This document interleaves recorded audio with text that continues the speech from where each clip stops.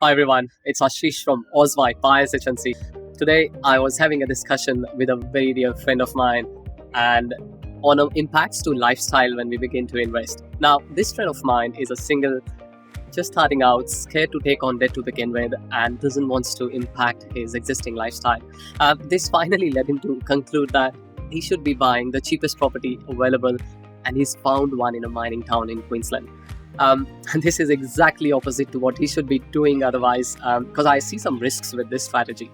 Number one, economy in such towns is only one factor dependent. There's a reason why they're called mining towns.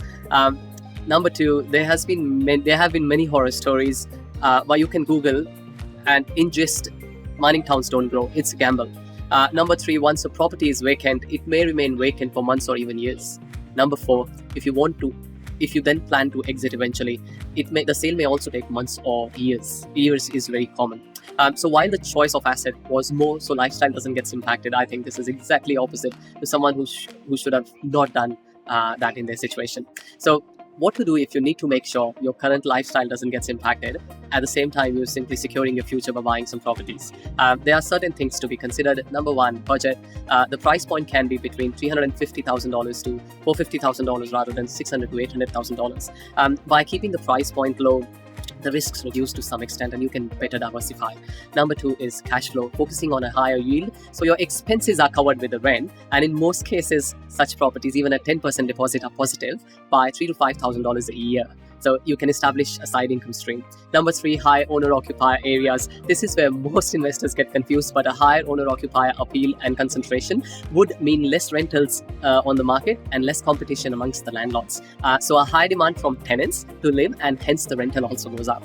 Number four, tightly held growth markets. There's a lot in these four words. By focusing on this aspect, one can get the desired growth. A slight demand would relatively look like high demand because the stock in the market and what's hitting the market is pretty less. Yes, you can check this from the statistics from census. If one can focus on these aspects, it ensures that the property value is growing. This ensures that the property is always tenanted. This ensures that the rentals are going up. This ensures at the end of the year you're positive. This ensures that your hobbies, commitments, kids' education, existing priorities remain priorities, and your lifestyle has a minimal hit in situations like what's happening now. That's all for today. Please share it with someone who you feel are struggling or in similar situation. Do ask questions through comments and I'm happy to answer. Until next time, Ashish.